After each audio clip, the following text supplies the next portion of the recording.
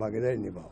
Sir, pilot साहब ने आज कहा कि आप उन्हें अपने बेटे वैभव जी की तरह प्यार करते हैं। सही कहा, गलत क्या कहा है? गलत क्या है क्या? ये तो मैं पहले कह चुका हूँ, तो 2-3 दिन बात कर रहे हैं। मैंने तो पहले ही कहा, हम बचपन में इनके घरों में आते जाते थे आपस के अंदर, और दोनों बच्चे की तरह थे। तो यही उन्होंने ठीक कहा, कोई बुरी बात नहीं कही है।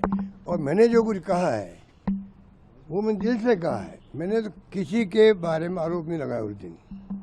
मैंने उस दिन जो कुछ कहा है, आप देखेंगे अगर वर्बेटम पढ़ करके, तो मेरे आरोप किसी पे नहीं थे। जो जो घटनाएं होती गई, एक बार मैं देश के सामने रखना चाहता था, क्योंकि देश में एक मैसेज बन गया कि भाई अशोक गहलोत मुख्यमंत्री रहने के लिए कांग्रेस अध्यक्ष पद स्वीकार नहीं किया। ये बहुत बड़ा एक प्रकार से आरोप समझ लीजिए, या समझ लीजिए कि एक परसेप्शन बन गया था। और मैं जहाँ कहीं गया हूँ हिंदुस्तान के अंदर, मेरे कितने मिलने वाले भी थे, मेरे दोस्त लोग भी थे, पॉलिटिकल कार्यकर्ता भी थे, सबके दिल में ये बात थी कि मुख्यमंत्री बन के रहना चाहता था, इसलिए वो रिवोल्ट हो गया। सच्चाई दूसरी थी। तो मैंने उस दिन जो है अपनी बातें जो मेरे दिल में थी, मैं जुबान पर लाया।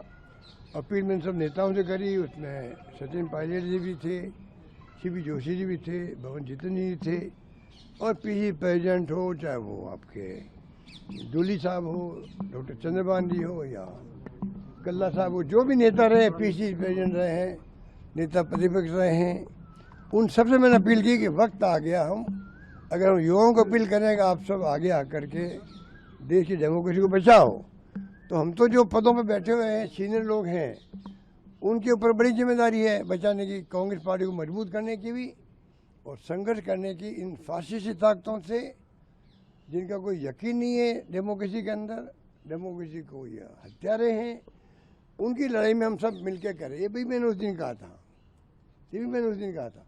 मेरा वर्बेटम जो पढ़ ले, मान लो कोई नेता पढ़ ले, कोई कार्यकर्ता पढ़ ले, समझ जाएगा कि मैंने दिल की बात कही थी, और मैंने फैक्चुअल पोजीशन हर चीज़ की सामने रखी थी।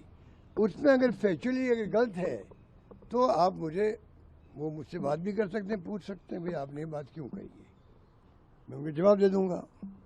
तो बाकी मैंने सिर्फ फैक्चुअल पोजीशन जो मेरे दिमाग में है, वो मैंने सिर्फ रखी है, मीडिया के माध्यम से पूरे देश के सामने रखी है, कि कोई ऐसा नहीं, वो पद मैंने उस दिन भी कहा था, वो इतना महत्वपूर्ण पद था, वो कौन छोड़ता उसको, बताइए, जिंदगी के अंदर।